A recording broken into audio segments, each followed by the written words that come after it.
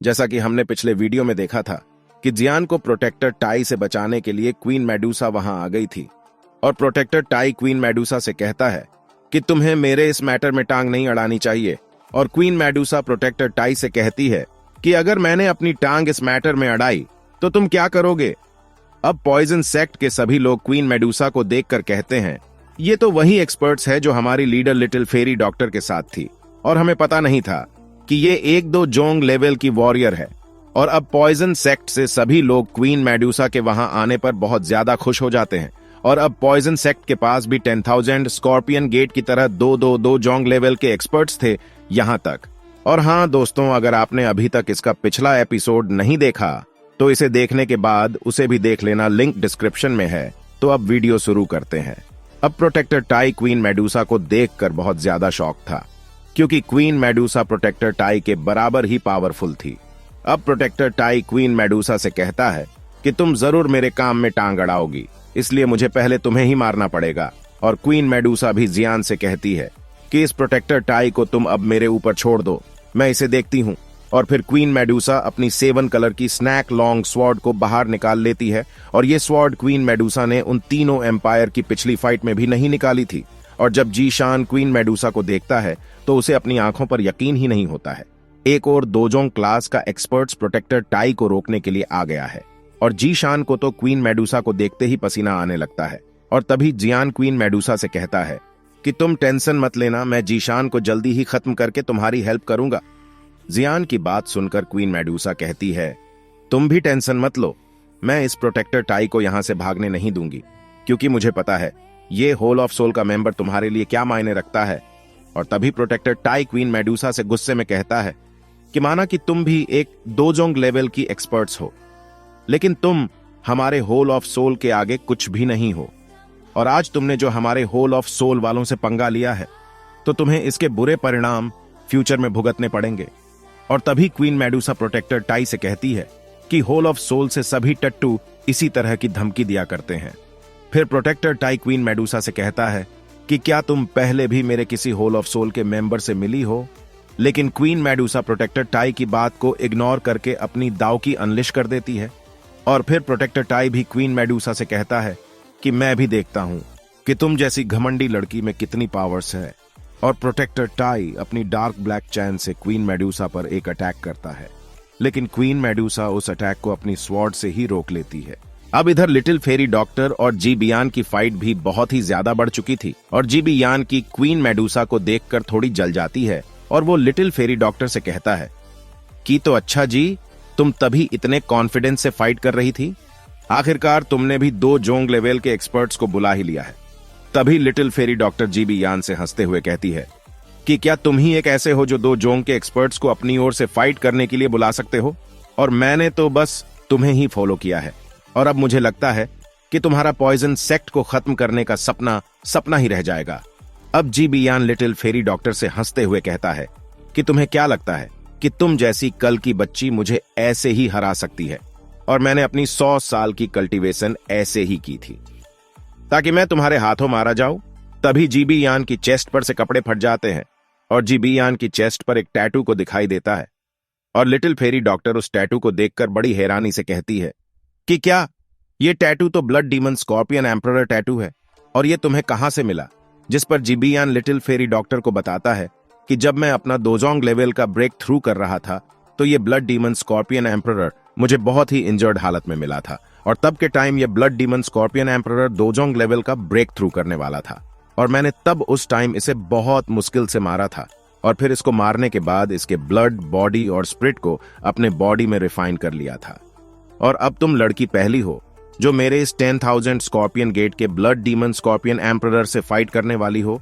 और तभी जीबियान अपने हाथों से कुछ साइन बनाता है जिससे जीबियान की बॉडी से 2 बड़े बड़े पिंसेट बाहर निकल आते हैं। और दोस्तों, अभी के लिए जीबियान की रिफाइनमेंट पूरी नहीं हुई थी, वरना जीबियान आधा ह्यूमन और आधा स्कॉर्पियन बन जाता। सारी बात यह है कि वो अभी के टाइम एक राक्षस था। और फिर जीबियान अपना किलिंग और आसमान में फैला देता है। और इस टाइम जीबियान की पावर्स दोजोंग लेवल के 5 स्टार के बराबर थी। और इधर जियान भी जीबियान को देखता है तो वो कहता है कि इस ब्लड डीमन स्कॉर्पियन एम्परर के कारण जीबी यान की पावर्स दोजोंग लेवल के 5 स्टार तक बढ़ गई है और अब लिटिल फेरी डॉक्टर को जीबी यान से फाइट करने में बहुत प्रॉब्लम होने वाली है और मुझे जल्दी से लिटिल फेरी डॉक्टर की हेल्प करनी होगी। और जैसे ही जियान लिटिल फेरी डॉक्टर की हेल्प करने के लिए आगे बढ़ता है तो तभी जीशान जियान का रास्ता रोककर कहता है कि तुम्हारी फाइट मुझसे है। लेकिन तभी जियान जीशान पर अपनी हैवी रूलर स्वॉर्ड से अटैक कर देता है और इधर जीबी यान भी अपने पिंसेट से लिटिल फेरी डॉक्टर पर अटैक कर देता है। लेकिन लिटिल फेरी डॉक्टर भी अपने बड़े बड़े पॉइजन्स नाखूनों से उस अटैक को रोक तो लेती है, लेकिन लिटिल फेरी डॉक्टर के वे नाखून टूट जाते हैं। अब लिटिल फेरी डॉक्टर के नाखूनों को देखकर जीबी यान हंसकर कहता है कि क्या हुआ लड़की, निकल गई तुम्हारी सारी अकड़। और तभी लिटिल फेरी डॉक्टर अपने टूटे हुए नाखूनों को देखकर थोड़ा गुस्से में आ जाती है जिनमें से खून निकलने लग रहा था। और फिर लिटिल फेरी डॉक्टर अपने उसे खून से अपने माथे पर एक सील बना लेती है जिससे लिटिल फेरी डॉक्टर की एक आंख पर्पल और दूसरी ग्रे हो जाती है।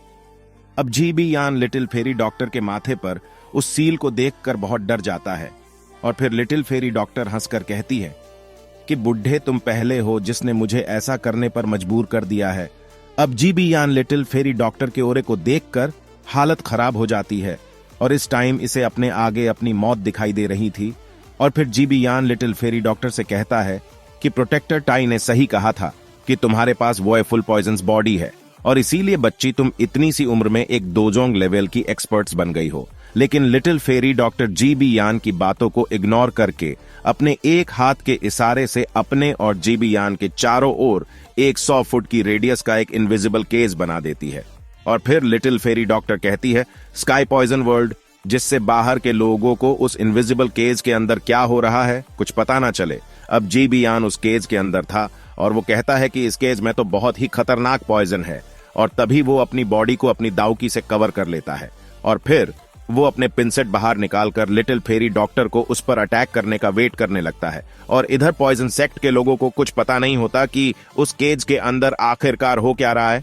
और तभी जियान अपनी स्पिरिचुअल स्ट्रेंथ का यूज करके उस केज में देखना चाहता था, लेकिन जियान की स्पिरिचुअल स्ट्रेंथ उस केज से टकराकर वापस आ जाती है। और फिर जियान कहता है कि मुझे लगता है कि लिटिल फेरी डॉक्टर ने जरूर किसी सीक्रेट मेथड का यूज किया है और लिटिल फेरी डॉक्टर इतनी पागल भी नहीं है कि ऐसी सिचुएशन में अपने आप को किसी केज में बंद कर ले। और शायद लिटिल फेरी डॉक्टर को अपने आप पर जरूर कॉन्फिडेंस होगा कि वो जीबी यान को हरा सके। अब जियान जिशान से कहता है कि तुम्हें मुझसे फाइट करनी थी ना, तो आ जाओ, क्योंकि जीशान बार बार जियान का रास्ता रोक रहा था, इसलिए जियान को जीशान पर बहुत गुस्सा आ गया था। तभी जीशान जियान से कहता है कि 10,000 स्कॉर्पियन गेट का चीफ तुमसे फाइट करना चाहता है और तुम कहीं और भागे जा रहे हो। और अब जियान जीशान से कहता है कि तो ठीक है, अगर तुम ऐसा ही चाहते हो अब तुम्हें अपना सर मुझे देना ही होगा। अब जियान बहुत स्पीड से जीशान के लिए सामने आकर उस पर अपनी हैवी रूलर स्वॉर्ड से अटैक कर देता है, लेकिन तभी जीशान बड़ी मुश्किल से जियान के उस अटैक को रोक लेता है। लेकिन जीशान उस अटैक से बहुत ही पीछे चला जाता है और अब जीशान का वो हाथ कांपने भी लगता है। और इस टाइम जियान जीशान से क्लोज कॉम्बैट करने में बहुत ही अच्छा था और फिर जियान अपनी हेवी रूलर स्वॉर्ड से फ्लेम स्प्लिटिंग सुनामी अटैक को कर देता है। और तभी जीशान भी अपनी एक फॉर्मेशन जिसका नाम हेवन शेकिंग अटैक रोड से जियान के उस अटैक पर वॉर कर देता है, जिससे वहां पर बहुत बड़ा ब्लास्ट होता है।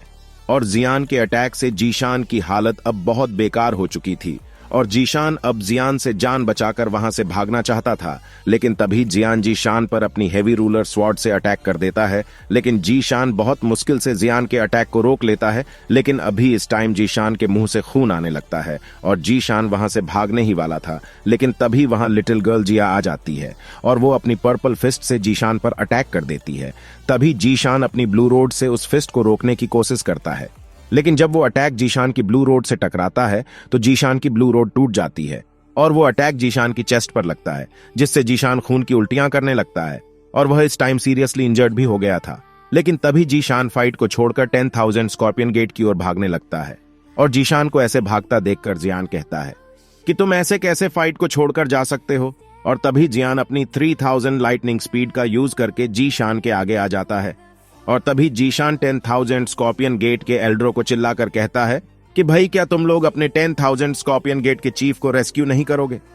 तभी 10,000 स्कॉर्पियन गेट के 2 एल्डर जीशान की ओर आने लगते हैं, लेकिन तभी वहां लिटिल गर्ल जिया आ जाती है और वो उनसे कहती है कि तुम लोगों को और कुछ काम नहीं है क्या जो तुम दूसरों की फाइट के बीच आ रहे हो।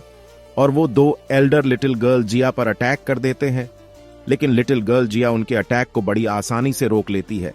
और अब लिटिल गर्ल जिया एक स्माइल के साथ उन दोनों एल्डर की बड़े अच्छे तरीके से पिटाई करने लगती है। और इधर फिर जियान जीशान पर अपनी हेवी रूलर स्वॉर्ड से अटैक कर देता है, लेकिन तभी जीशान अपनी पॉइजन्स दाओकी को अनलिश करना चाहता था, लेकिन वो सीरियसली इंजर्ड होने के कारण ऐसा नहीं कर पाता।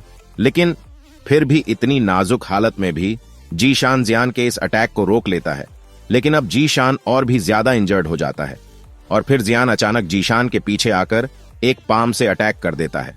और तभी जीशान जियान को कहता है कि प्लीज रुक जाओ, मुझे मत मारो। लेकिन जियान जीशान की एक भी नहीं सुनता और वो पाम जीशान की चेस्ट पर लगती है तो जीशान बहुत जोर जोर से खून की उल्टियां करने लगता है। और जब जीशान का वीक और पॉइजन सेक्ट के लोग देखते हैं तो वो बहुत खुश हो जाते हैं। लेकिन 10,000 स्कॉर्पियन गेट के लोगों को बहुत गुस्सा आने लगता है और इस अटैक से जीशान के दाव की विंग्स भी गायब हो जाते हैं और वो नीचे गिरने लगता है और उसका वही काम तमाम हो जाता है। और तभी जियान कहता है, मुझे लगा नहीं था कि ये जीशान मेरे इतने अटैक्स को झेल पाएगा, चलो अच्छा हुआ कि ये मर गया। और जीशान की बॉडी को नीचे गिरता देखकर 10,000 स्कॉर्पियन गेट के बाकी के एल्डर्स अपनी लड़ाई छोड़कर जियान की ओर आने लगते हैं। और इतने सारे एल्डरों को अपनी ओर आता देखकर जियान भी बहुत हैरान हो जाता है। लेकिन तभी पॉइजन सेक्ट के सभी एल्डर जियान के चारों ओर खड़े हो जाते हैं और उन 10,000 स्कॉर्पियन गेट के एल्डरों से कहते हैं, तुम्हारी फाइट हमारे साथ है, हमसे फाइट करो। और फिर पॉइजन सेक्ट का एक एल्डर जियान से बड़ी रेस्पेक्ट के साथ कहता है कि यनसाओ, आप प्लीज अब थोड़ा रेस्ट कर लीजिए, हम इन एल्डरों को देख लेंगे। और फिर जियान उस फाइट बैटल से दूर आ जाता है और फिर जियान अपनी दाओकी को रिकवर करने के लिए बहुत सारी मेडिसिन पिल्स को खा लेता है। और फिर जियान क्वीन मेडुसा और प्रोटेक्टर टाई की फाइट को देखने लगता है। और तभी लिटिल गर्ल जिया भी जियान के पास आकर कहती है कि क्या बड़ी बहन काइलिन इस फाइट को जीत पाएगी या नहीं। जिस पर जियान लिटिल गर्ल जिया से कहता है कि क्वीन मेडुसा और प्रोटेक्टर टाई दोनों की पावर्स बराबर है, लेकिन मुझे क्वीन मेडुसा को देखकर नहीं लगता कि वो इस फाइट को ज्यादा लंबी चलने देगी। और फिर जियान लिटिल फेरी डॉक्टर की इनविजिबल केज की ओर देखकर कहता है कि इस इनविजिबल केज के अंदर से लिटिल फेरी डॉक्टर की कोई खबर नहीं मिली है। और इधर क्वीन मेडुसा ने प्रोटेक्टर टाई की पिटाई करनी शुरू कर दी थी और इधर पॉइजन सेक्ट के सभी लोग बहुत खुश भी थे। और इस टाइम पॉइजन सेक्ट के 10,000 स्कॉर्पियन गेट से फाइट में जीतने के चांस ज्यादा थे। तभी जियान सोचता है कि अगर queen Medusa little fairy doctor, protector tie और जीबीयान को इस फाइट में हरा देती है तो पॉइजन सेक्ट चुयुन एम्पायर में सबसे स्ट्रॉन्गेस्ट फैक्शन बन जाएगी। और फिर मैं प्रोटेक्टर टाई को पकड़कर होल ऑफ सोल के बारे में पूछूंगा। और ये अगर queen Medusa, little fairy doctor, protector tie और जीबीयान से हार गई तो मैं उनको प्रोटेक्टर टाई और जीबीयान से बचाकर यहां से लेकर चला जाऊंगा।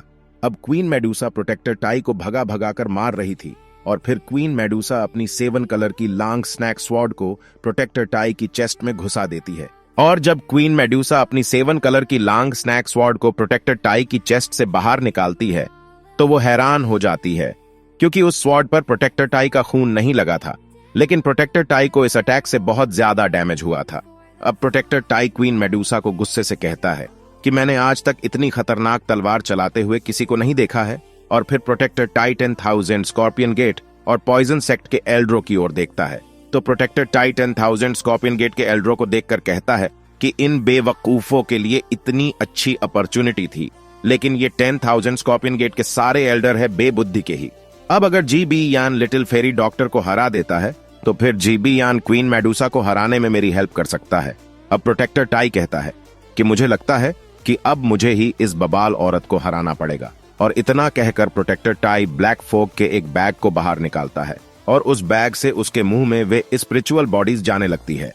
और दोस्तों, इसका मतलब है प्रोटेक्टर टाई उन स्पिरिचुअल बॉडीज को खाने लगता है और उन बेचारी स्पिरिचुअल बॉडीज को बहुत प्रॉब्लम्स हो रही थी, लेकिन वे बेचारी आखिरकार कर भी कर सकती थी।